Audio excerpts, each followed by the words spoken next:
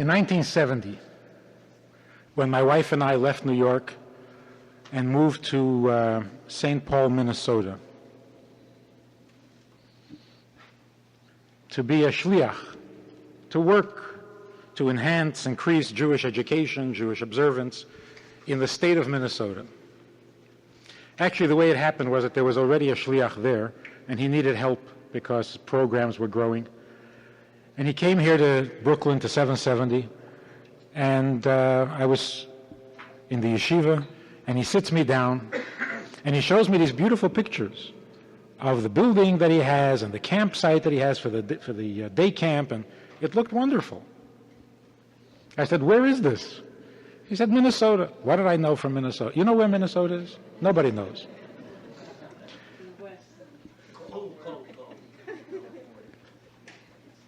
So I agreed to go. Thing is, he showed me pictures only taken during the summer.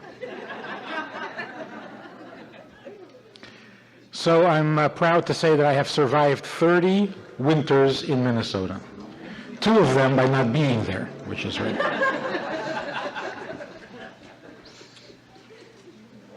So in 1970, we were sitting around. We had this huge building that we used for weekends, for Shabbos programs, and now the summer was coming, and there wasn't going to be any weekends because the students are away, colleges are closed, people are on vacation. What are you going to do with a big building in the summer? So we decided that in 1970, there were 2 new yeshivas, kind of trailblazing yeshivas, where adult men could go to study from the beginning, to do some catch-up learning. But there were no places anywhere in the world for a woman to do this. So we thought, well, maybe we should make a yeshiva for women. Unheard of. A yeshiva for girls, of course, but a yeshiva for women who hadn't studied when they were young, unheard of. So we asked some of our supporters if they would go for the idea, and they said, sure, it's a great idea. Do a survey. Because we kept telling them that there is no yeshiva anywhere in the world for women. So they said, well, maybe that's because nobody is interested. So do a study, find out if there's... we can't do studies. We have no time for this stuff. So we figured, okay, we'll just start. We'll start small. So we sent little flyers, like we sent it out to 6 campuses in the Midwest, and 18 women came to the program. This is 1970. We thought that we would have classes from around 4 in the afternoon till around dinner time. The rest of the time, there'll be some sightseeing. I don't know what to do in Minnesota. I still haven't figured it out. But, free time. It's vacation. I got to tell you that the 18 women who showed up for Beis Chana in 1970 were literally frightening. Frightening. They were the disillusioned, radical, political left who thought that they could change the world and were disillusioned because they couldn't. And now they were angry at the world. These are people who were ready to give up their lives for their political purposes and so on, and they stormed into the Chabad house and said, what? What are you going to teach me? And how is this going to change the world? All the other rabbis ran away. Literally, they just left. And I'm stuck there. So I tell them, okay, fine, we'll start class at 4 o'clock. So what do you mean at 4 o'clock? What are we going to do till 4 o'clock? I say, it's vacation time. We're not here for vacation. We want to learn. From 8 in the morning till 3 in the morning, every single day. Every day, sometimes till 4. 8 o'clock, they're up and ready. Start again. What else? Like hungry sponges, demanding hungry sponges. And how is this going to change the world? And so what if we keep mitzvahs? And what's Torah? What does it say about the world? How is it going to stop the war in Vietnam? Did I get an education that year? This is my first year out of yeshiva. And I figured, so this is what the world's all about. Everybody wants to know how Yiddishkeit, how Torah and mitzvahs are going to change the political reality. Okay, I'm ready for the next session. The next session came a few months later, and 48 women showed up, just by word of mouth. And I start my lectures, and I'm talking about politics, and they're looking at me like I fell off the moon. This is not the 60s. We're not interested in politics. I said, well, what? Then what are you interested in? Buddhism. Eastern religions. How is Judaism different from Hinduism? So I got an education on Eastern religions and Eastern philosophy and Eastern thought and Eastern practice. I figured, okay, now I know. The next summer, 112 women show up. Not interested in politics, and they never heard of Buddha. They just can't eat in our kitchen because they don't eat meat, and they don't eat eggs, and they don't eat fish, and they need more carrots for carrot juice. And how come everybody isn't vegetarian, and why don't we eat seaweed? We had 4 kitchens going.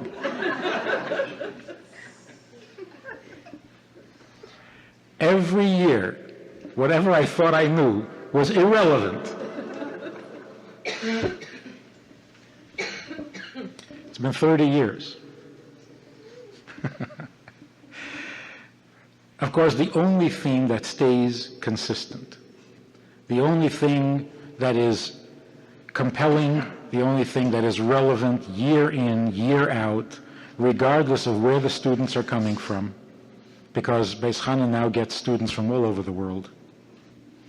Many of them don't even speak English, but they come. The only theme that is relevant to everyone, everywhere, all the time, every year, is family.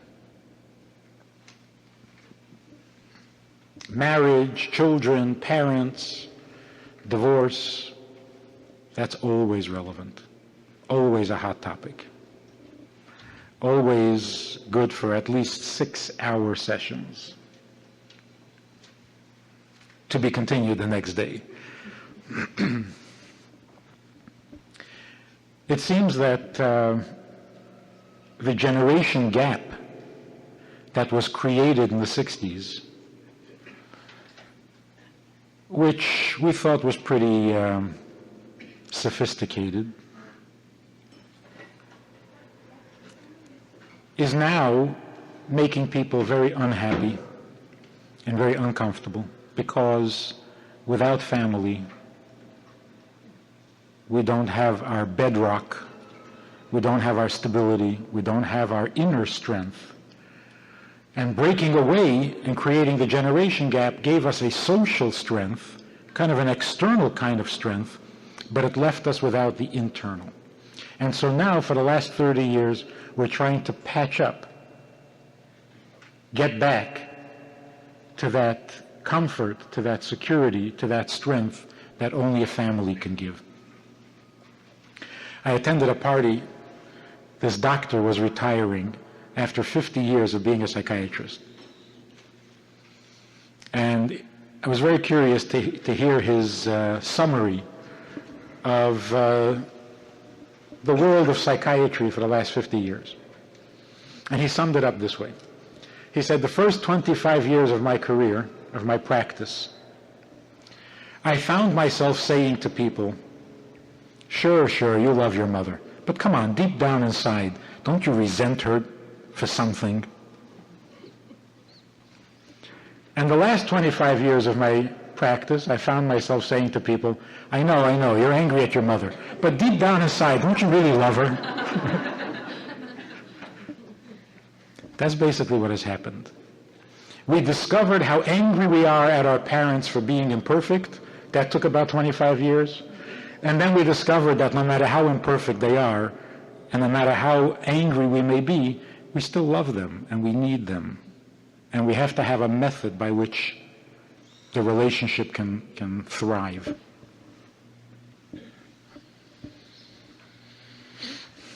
A lot has happened in those years, in the last 50 years. And since everybody's thinking about calendars, in the last 50 years in the Jewish world, there has been a significant and unprecedented change. And I think that of all the things that have happened in the last 50 years, the disasters and the victories and the glories, the thing that will be most significant 100 years from now won't be any of the events. It won't be the destruction of Europe, and it won't be the rebuilding of Israel. What's going to be more significant than anything else, as historians look back at these 50 years, will be the fact that in Jewish life and in Jewish thinking, every Jew, regardless of affiliation, regardless of practice, regardless of lack of practice, every Jew has become significant. This was not the case 100 years ago. If you weren't practicing, if you weren't studying, if you were not contributing, if you were not participating, you didn't count. And you were lost. And you were written off. And your family sat shiva. And you were gone. In the last 50 years, we have all learned that that can't be, that that mustn't be, that it isn't true, and that every Jew is Jewish, and that every Jew is essential, and that the fact of being a Jew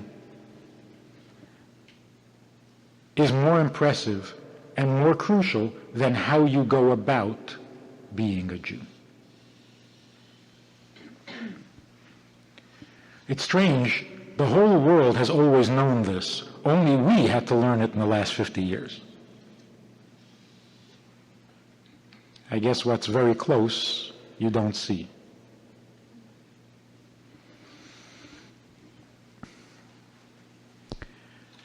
It's like when the Rabbi introduced the idea of a fifth son. We all know that there are 4 sons who come to the Seder, but the Rebbe introduced a 5th son, the one who does not come to the Seder. Now the 5th son has always been ignored. You don't come to the Seder, we don't talk about you. We don't talk to you. We don't want to hear from you. You're the enemy. But the Rebbe introduced the notion that a 5th son is very much part of the Seder by his very absence. The empty chair makes the 5th son very real.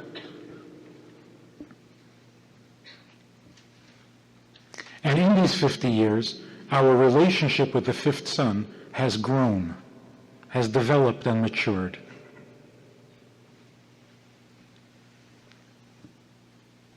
And as a result, Jewish life, the Jewish people, are forever better, healthier, different because of it. And it works something like this. We all have a good side and a bad side. We all have a Yetzer Tov and a Yetzer Hara. There's that in us that draws us to everything positive and holy and good. And there's a part in us that draws us to everything negative, unholy, and bad. That's pretty simple breakdown of the right and the wrong, the positive and the negative, the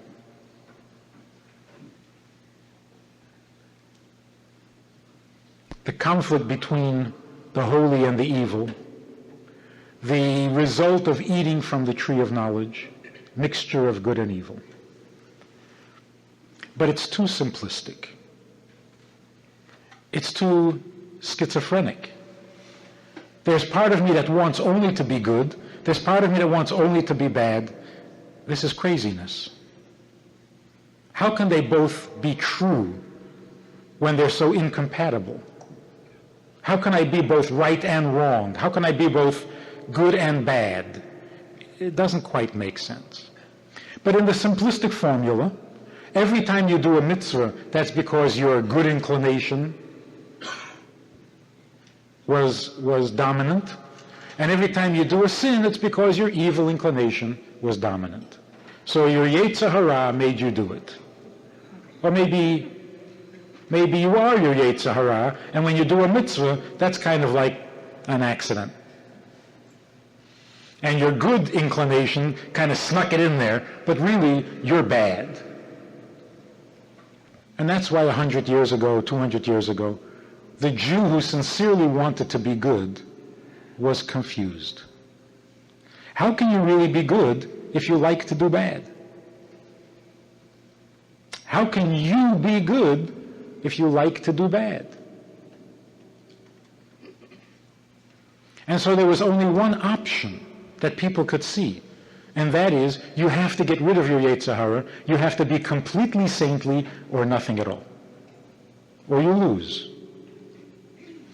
And so people try desperately to be tzaddikim. In most cases it didn't work. One bad thought, and you're back to ground zero. It was very frustrating, it was very painful, and it made a lot of people quite meshuggah. So it can't be that we have a light side and a dark side, and the two have nothing in common. That's insanity.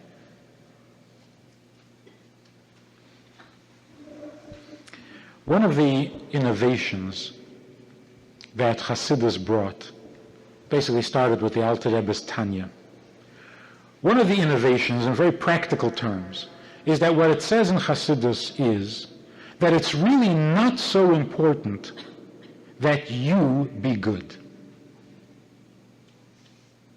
It's not important that you are good. It's important that what you're doing is good. And that really is the power of a mitzvah.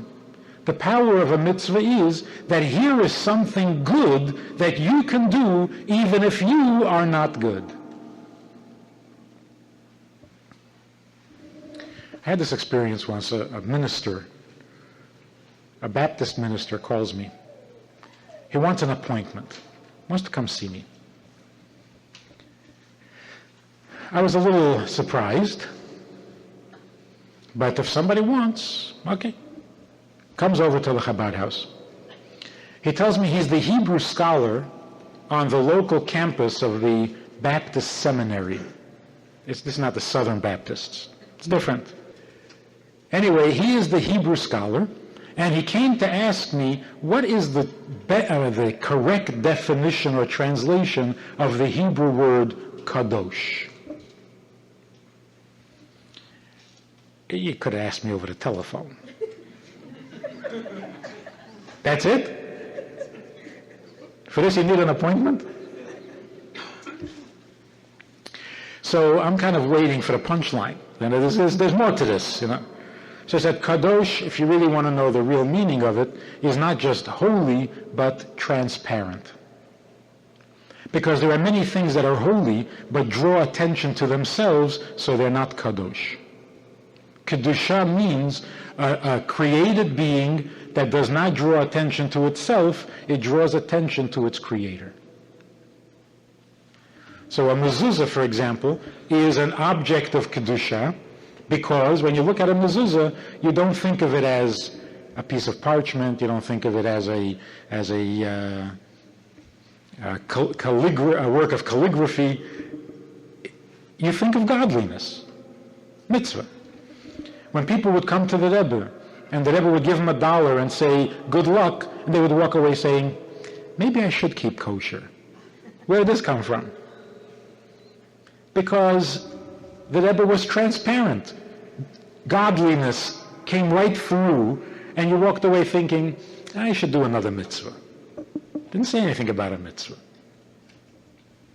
That's called Kedusha. Fine. He sits there. And I'm waiting for the punchline. And this man must have been 65 years old. He starts to cry. Like a child. Sobbing like a child. I was a little taken aback. I thought, this is going to be one of those stories that it turns out that he's really Jewish. You know, like, I was ready to get on the phone and tell everybody this great story.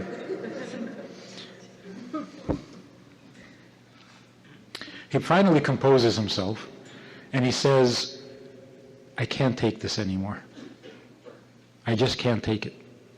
I want to quit teaching. This man was a missionary in Rhodesia before it became Zimbabwe. It was a jungle. I don't know what it is today.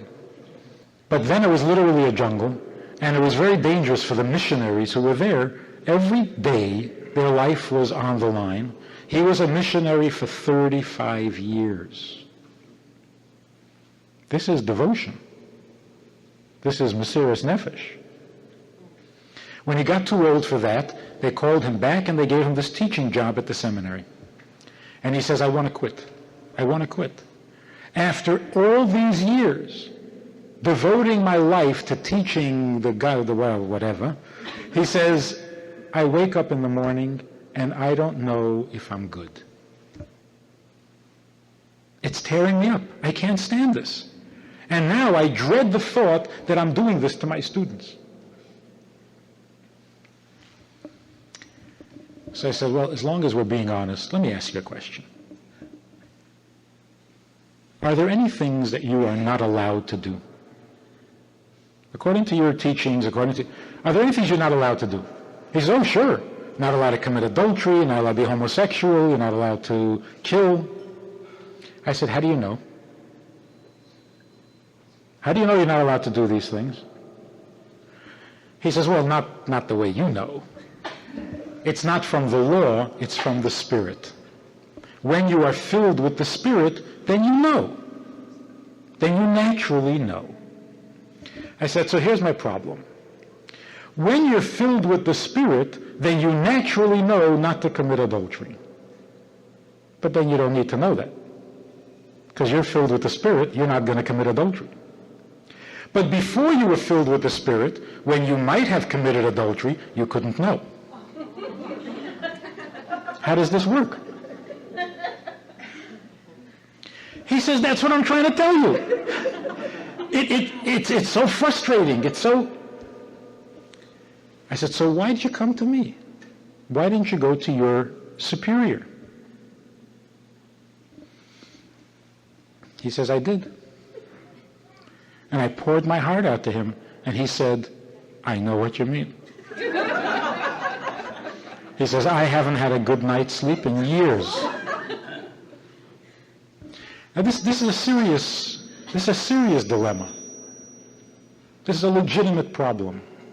So I said to him, you know that there are 7 commandments given to Adam and then to Noah. And any human being who obeys these 7 commandments is a righteous person. And he has a portion in the world to come. If you're not keeping one of the 7, figure out which one and start keeping it. Because if you keep it, you are righteous. He says, these are his words. He says, you mean objective commandments? I said, yes. He says, that's brilliant. Good morning. That's how it all started. Before there was Christianity, there were objective commandments.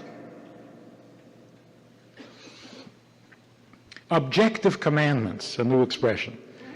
Objective commandments means, basically, that the commandment is absolutely perfect and wonderful. The deed is absolutely valid, eternally valid, even though you are a shmendrik. This is basically the message at Mount Sinai. God came down to Mount Sinai to tell us this. You are a shmendrik, and you'll always be a shmendrik. But you don't have to be more than a shmendrik to do a mitzvah.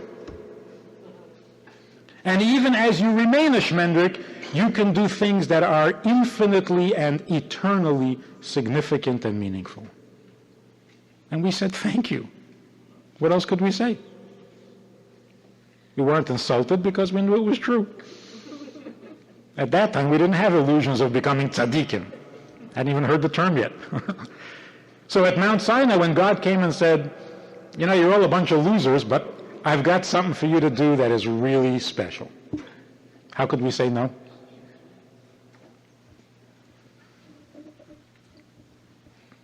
But we had forgotten this over the years.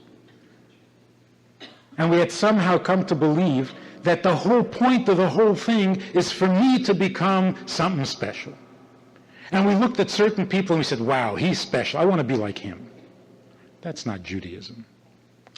Judaism is not, hey, let's all be like Moshe. No. Right from the beginning, the Torah says there will never be another man like Moshe, so don't even go there. Just do what he tells you, but don't even think of becoming like him. Doors closed.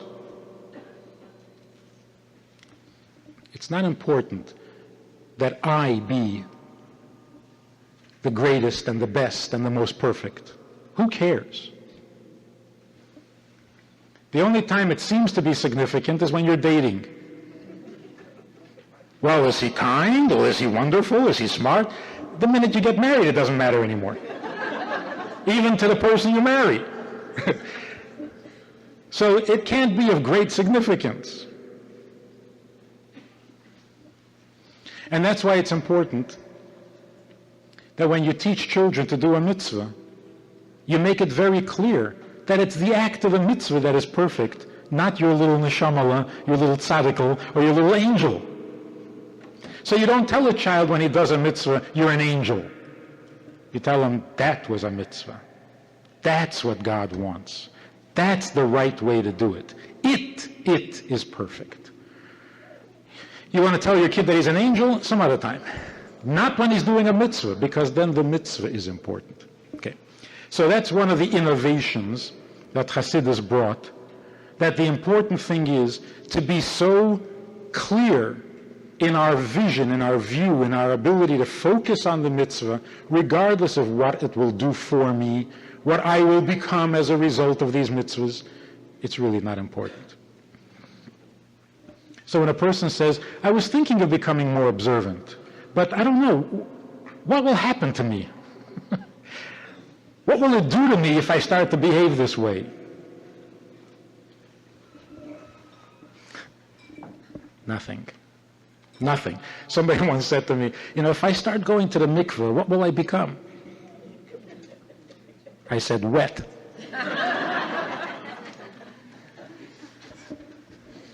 That's all.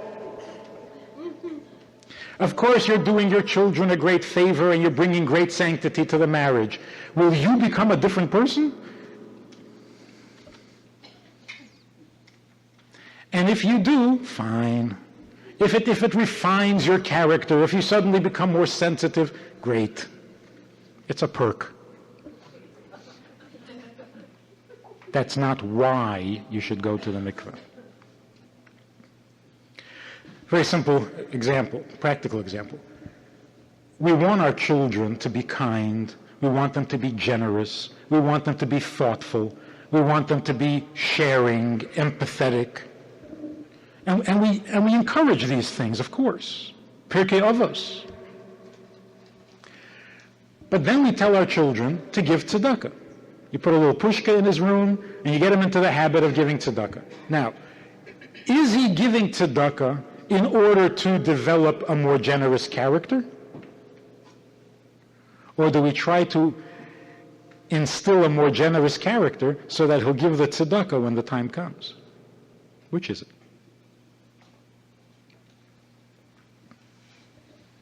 Obviously, we want our children to be generous so that they will do the tzedakah. Can you imagine a person saying to a poor man, no, I don't think so. I'm generous. I worked at it for many years. I've given a lot of tzedakah. I have become generous. I don't have to give anymore. I'm already generous. Of course, that's not how it works, particularly among Jews. Because when Jews give tzedakah, they always resent it. It's not like when non-Jews give tzedakah because they feel like being generous. We give tzedakah and we resent it.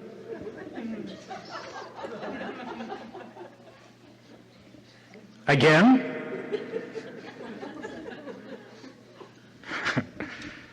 gave already. I'm not generous. Leave me alone.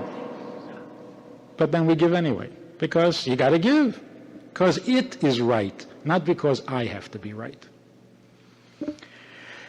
So you come, you're a young Lubavitcher boy, and you know that the Rebbe wants you to go out into the street and stop people and put on tefillin with them, give them Shabbos candles, shake a lulav, whatever, think of something. Just bother people, with something.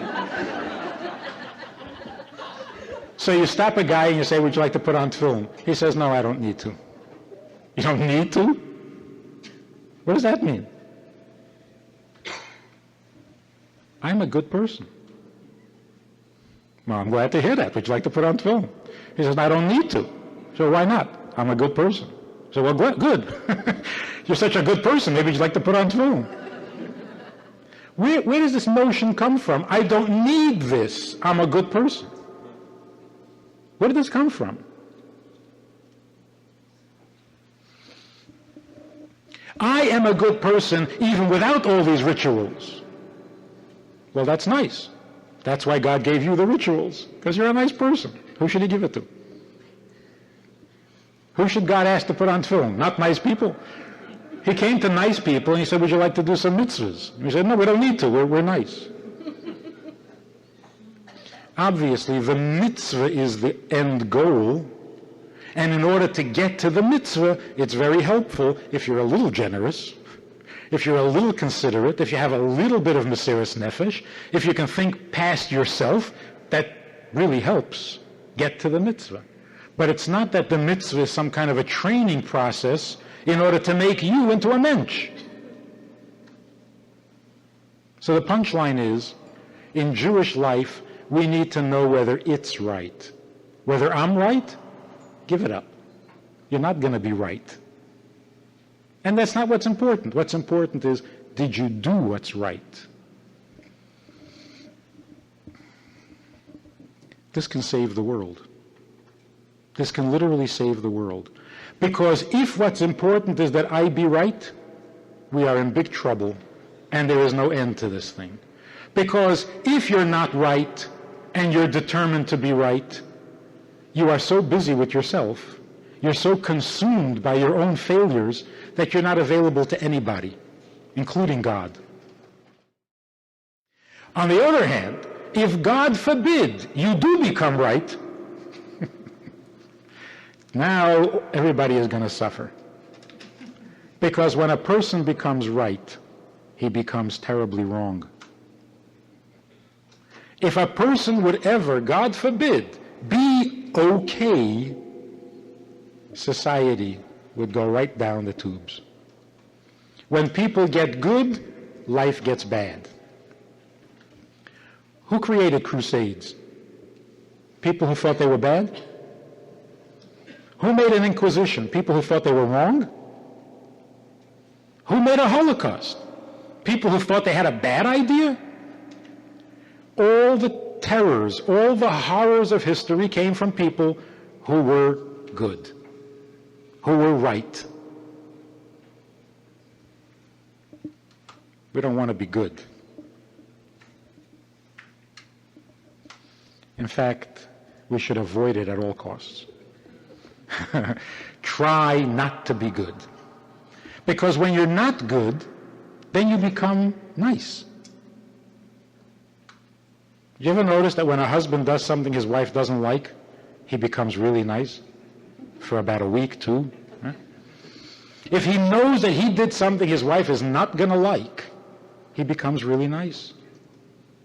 He thinks about her. She's on his mind. That's nice.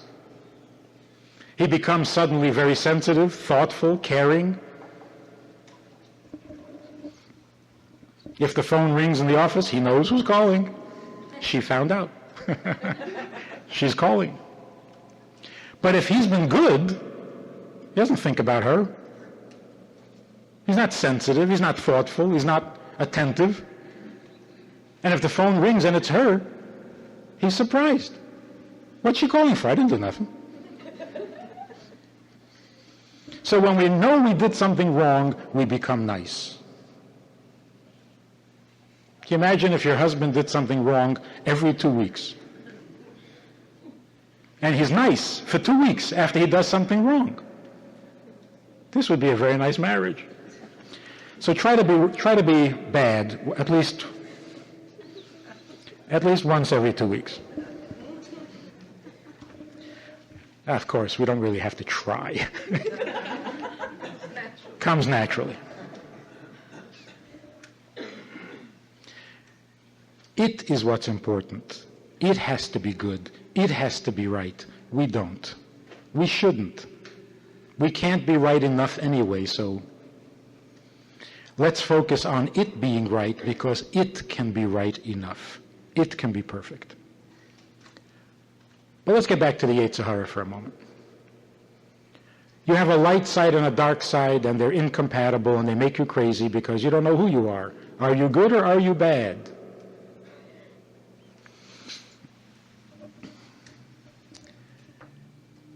The eating from the tree of knowledge created a mixture of good and evil. Before the eating of the tree of knowledge, good and evil were separate and incompatible. But eating from the tree of knowledge made good and evil a mixture. There is no good without a little evil in it, and there is no evil without a little good in it. So your Yetzer Hara that wants to do what is wrong is not completely wrong. Can't be. If we look carefully, we'll find that even when we want to do what is wrong, it is motivated by some good instinct that has gotten verblonget. It's gotten a little twisted in our thinking, but the basic motivation is positive. The reasoning is faulty. And that's why we're not crazy. Because even when we're being bad, we're being Jews. And this is really the secret of the fifth son. The fifth son who does not want to come to a Seder, who refuses to put on tefillin because he's already good, who refuses to give tzedakah, who doesn't want to belong to a synagogue, is motivated by an impulse that is really Jewish. Genuinely Jewish. So even as he is rebelling, he is being a Jew.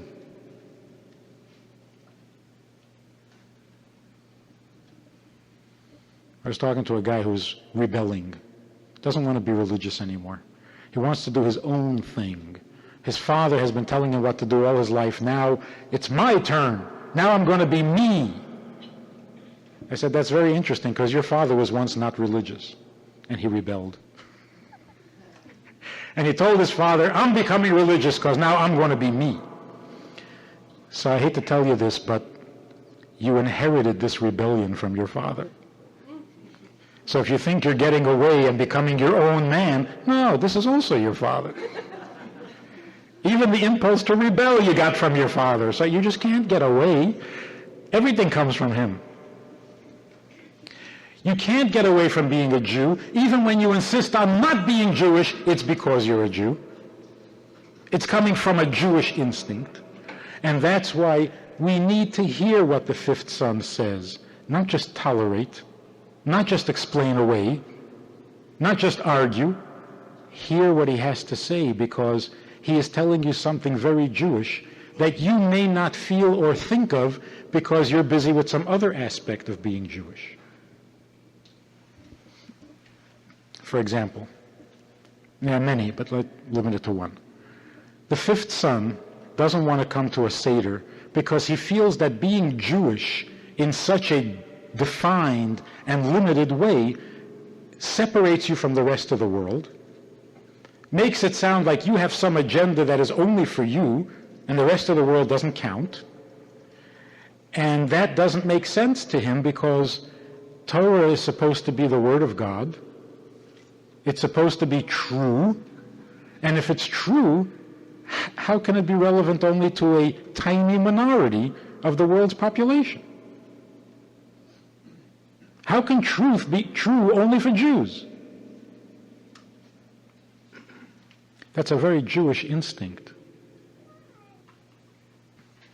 So it's the Jew in him that says, I don't like this. Something's wrong with this. And he's right. Of course he's right. Torah is not just for Jews. In the Torah there is instruction for Jew and for non-Jew. And in those instructions we are guided in our interactions with everything in the world. How to treat animals, how to treat objects, certainly how to treat human beings. So he's right. The Torah is universal. The Torah is the truth for everybody. And with every passing day, that truth becomes more and more obvious to the whole world, to the point where non-Jews want to hear from Jews what the Torah has to say to them. So the son, the fifth son who says, I won't come to a Seder, it's because he doesn't want to be Jewish? No. It's because the Jew in him finds something wrong in the way Judaism is being presented.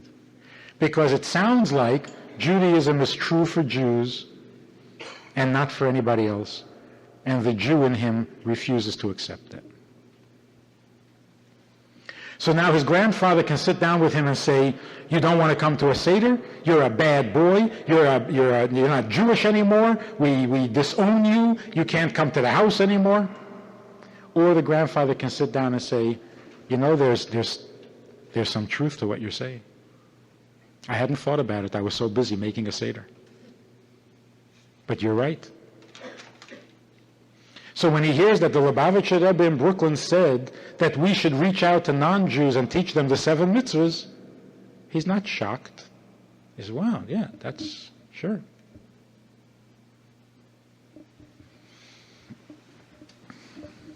So here's the summation. We need to accomplish amazing things. We need to make this world, with all of its flaws, with all of its imperfections, with all of its evils, with all of its dark sides, into a home for God. That's the goal. An impossible goal. To turn the lowest world into the highest of worlds. It's an impossible task. But in order to accomplish this, we have to be able to see the invisible. Because if we go by what is obvious, we're missing all the truth. We have to see the invisible. And when we see the invisible, then everything is possible. And what do we need to see that is invisible? We need to see the motivation, the driving thoughts, concerns that makes the fifth son refuse to come to the Seder. If we don't see that invisible good, then we have nothing to accomplish. We're simply going to lose. If we see that invisible good, then those people everybody said would never come to a Seder, not only do they come, they make their own and invite their friends. But we have to be able to see the invisible. if we want to become in harmony, if we want to become healthy within ourselves, we can't just look at the Yetzer Hara and say, well, that's bad. There is something bad, but there's also something legitimate. Separate them. Don't throw out the good with the bad. When we get to see the invisible, when we train our eye to look past the surface and see the good that is everywhere, then we know how to handle the little bit of bad that is blocking our view. Then we can accomplish impossible things. Then we can accomplish great things. I was in Israel recently, and we're walking through Mea Shearim, surrounded by holiness. Everything there is holy. But we're walking down this narrow street, and because it was Hanukkah, there was more of a presence of soldiers and security forces. A group of about 40 soldiers were marching through Mea Shearim. And as they walked down the streets, nobody noticed them or would look at them or would talk to them. It was the classical confrontation between the Holy of Holies and the secular of the secular. They wouldn't look at him.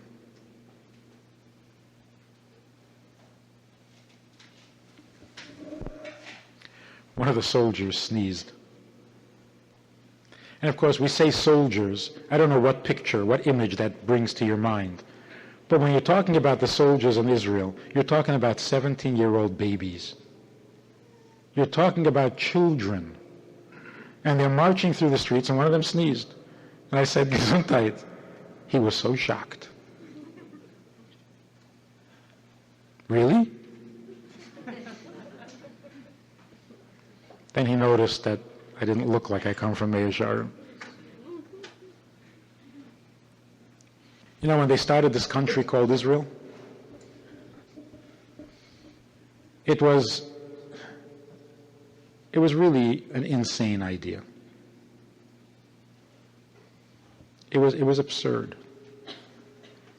Some guy had a dream. And in this dream, he saw Jews getting together from all over the world and living in this tiny little country. What is he, nuts? He's got to be crazy. See, the Jews in Poland don't get along with Jews of Poland, because this one's a Galicianer. The Jews in Russia don't get along with Jews of Russia, because this is white Russia and this is Ukraine.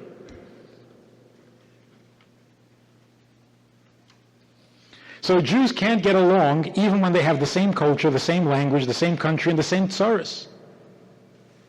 And this guy has a dream. He's going to take all of those Jews together from all of those countries and put them into a little country, and they'll all get along. What was he thinking? He must have been thinking, the Jews in Russia don't get along because they're confused. They're Jews, they're Russians, they're Ukrainians. So the Jew in Galicia doesn't get along with the Jew of Poland because he's a Galicianer. But what if everybody stopped being Galicianers? And everybody stopped being Litvaks?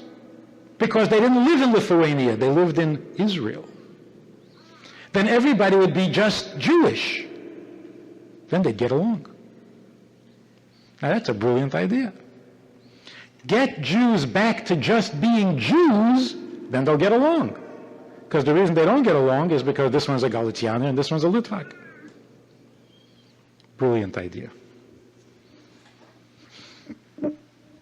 So they created a Jewish homeland, right, with the law of return that says that any Jew anywhere in the world can come because this is a land for Jews. So what's the problem? The problem is that you can search from north to south, from east to west, all over Israel, and you cannot find a single Jew. There are no Jews in Israel. There are Haredim, There are datim, there are chilonim, there are the right and there is the left, there are the hawks and there are the doves. Try to find a Jew. There are no Jews.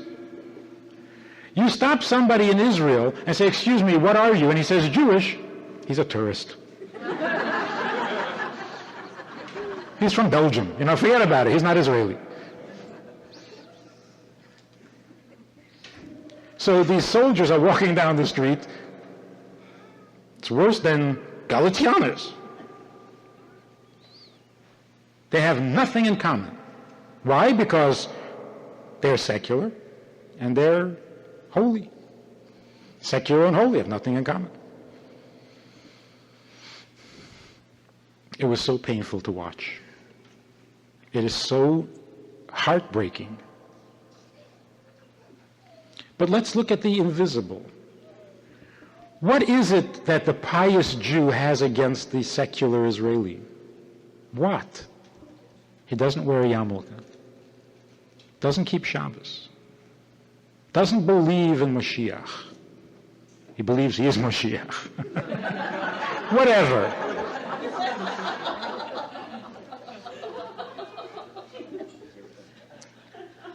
That's what's visible. That's what's visible. The boys and the girls, they hang around together in the bus stations. Terrible. Disgusting. That's visible. But now let's look at what's not so visible. This boy without the yarmulke, who is trained to be a soldier, is told that it's Hanukkah time.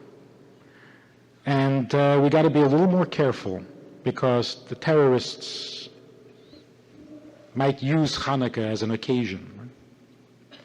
So they take these 17-year-old boys who don't wear yarmulkes, and they position them in the most dangerous places. And they give them bulletproof vests. They were all wearing bulletproof vests. They give them bulletproof vests. And they tell them to stand in the most dangerous places because they're probably going to shoot at you. And they stand there. So we went, middle of Hanukkah, we went to Hebron, we went to Ma'aras HaMachpelah to see where our forefathers and foremothers are buried. We went, and it was incredible. It was great. But how could we go there? Because there were these 17-year-old boys up on the roof and down the road with their bulletproof vests saying, shoot at me. How can you not love them? The Rabbi once spoke about the Israeli soldier, and he got all choked up. He couldn't finish the sentence. And he put it this way. He said, here is a 17-year-old boy who doesn't know about the holiness of the Holy Land. He was never taught. And he doesn't even know the whole history of what went into the promises that God made about the land and about the people and about the Jews. He doesn't even know he's Jewish. He thinks he's an Israeli. But every morning he gets up and he stands at the border and he says, you cannot harm another Jew without getting past me. Is that not a mitzvah?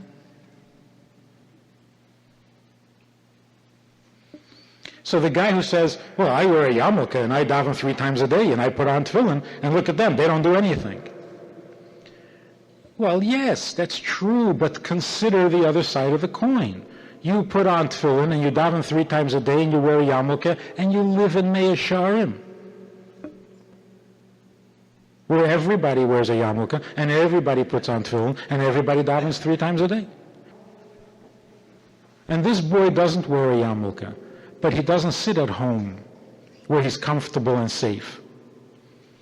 He is put where it's most dangerous so that he would attract the terrorist, so that it would protect you, that you wouldn't get shot at. So who's doing the bigger mitzvah? If there's such a thing as big mitzvah.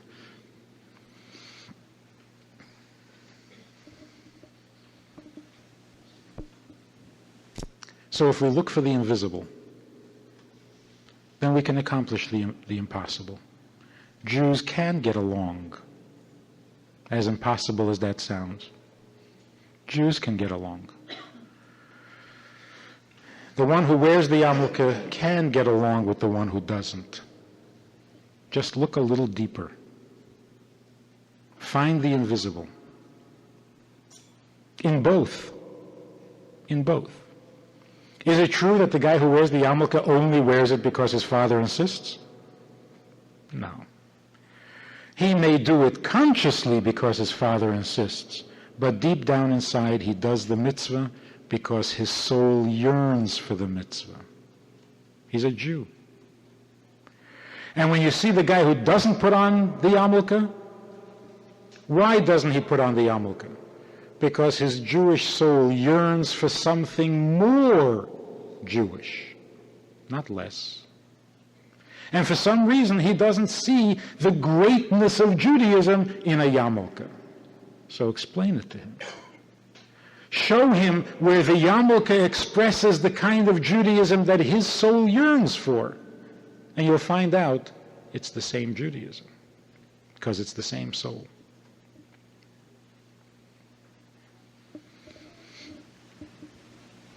So when we see the invisible, we can accomplish the impossible.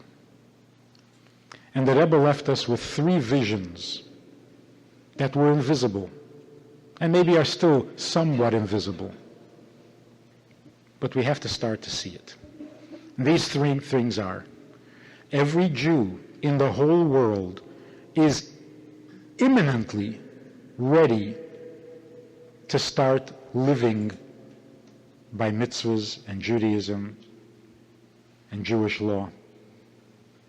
All it takes is one kind word. All it takes is one significant incident, and every Jew in the world will be doing mitzvahs.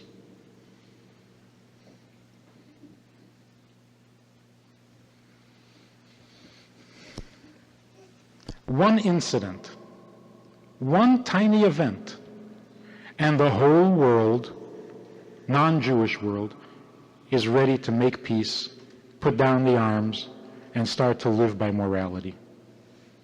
It's a hairbreadth away.